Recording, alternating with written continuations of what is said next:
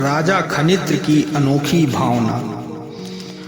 सूर्यवंश के नरपतियों में राजा खनित्र का चरित्र बड़ा ही उदात्त है।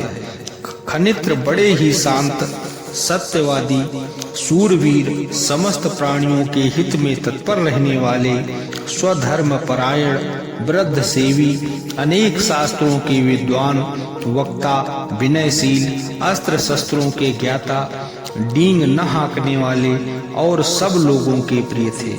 वे दिन रात यही कामना किया करते थे, समस्त प्राणी प्रसन्न रहें तथा दूसरों पर भी स्नेह रखें, सब जीवों का कल्याण हो, सभी निर्भय हों, किसी भी प्राणी को कोई व्याधि एवं मानसिक व्यथा न हो, समस्त प्राणी सबके प्रति मित्र भाव के पोषक हों, ब्राह्मणों का कल्याण हो, सब में परस्पर प्रेम रहे, सब वर्णों की उन्नति हो, उन्हें समस्त कर्मों में सिद्धि प्राप्त हो, लोगों सब जीवों के प्रति तुम्हारी बुद्धि कल्याणमयी हो, तुम लोग जिस प्रकार अपना तथा अपने पुत्रों का सर्वदा हित चाहते हो, उसी प्रकार सब प्राणियों के प्रति हित बुद्धि रखते हुए बर्ताव करो।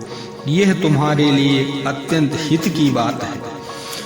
कौन किसका अपराध करता है?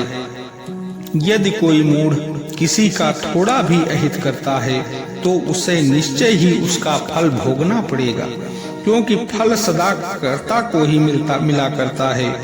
लोगों, यह विचार कर सबके प्रति पवित्र भाव रखो, इससे इस लोक में पाप नहीं बनेगा और मरने पर तुम्हें उत्तम लोकों की प्राप्ति होगी। बुद्धिमानों, मैं तो यह चाहता हूँ कि मुझसे जो स्नेह रखता है उसका इस पृथ्वी पर सदा ही कल्याण हो, तथा जो इस लोक में मेरे साथ द्वेष रखता है वो भी कल्याण का ही भागी बने। आह, कैसी उदात्त भावना है। आज जगत यदि महाराजा खनित्र की शिक्षा मानने लगे तो इस संसार से कलह का अशांत बीज ही नष्ट हो जाए और यह भूमंडल नंदन कानन वन बन जाए। राजा खनित्र ने अपने भाइयों को प्रेम पूर्वक पृथक पृथक राज्यों में अभिषिक्त कर दिया और स्वयं समुद्र वसना पृथ्वी का उपभोग करने लगे। महाराज खनित्र उन चारों भाइयों तथा समस्त प्रजा पर सदा पुत्रों की भांति स्नेह रखते थे। एक बार उनके एक भाई के पुरोहित ने उसे उल्टी पट्टी पढ़ाकर सम्राट का विद्रोही बना दिया और क्रमशः उनके अन्य भाइयों तथा उनके पुरोहितों में भी फोड़ दिया। फिर तो वे चारों पुरोहित महाराजा खनित्र के विरुद्ध भयंकर पुरस्चरण करने लगे।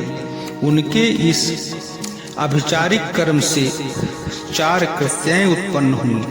वे सभी राजा खनित्र के पास आईं, किंतु राजा साधु पुरुष थे, अतः उनके पुष्प समूह से वे परास्त हो गईं।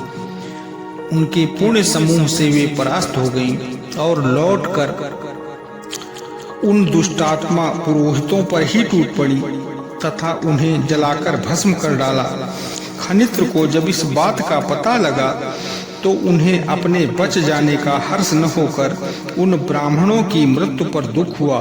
वे कहने लगे, मुझ पापी, भाग्यहीन तथा दुष्ट को धिक्कार है, जिसके कारण 4 ब्राह्मणों की हत्या हुई।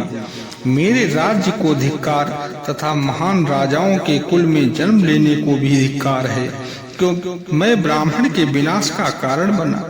वे पुरोहित तो अपने स्वामी मेरे भाइयों का कार्य कर रहे थे, अतः दुष्ट वे नहीं हैं, दुष्ट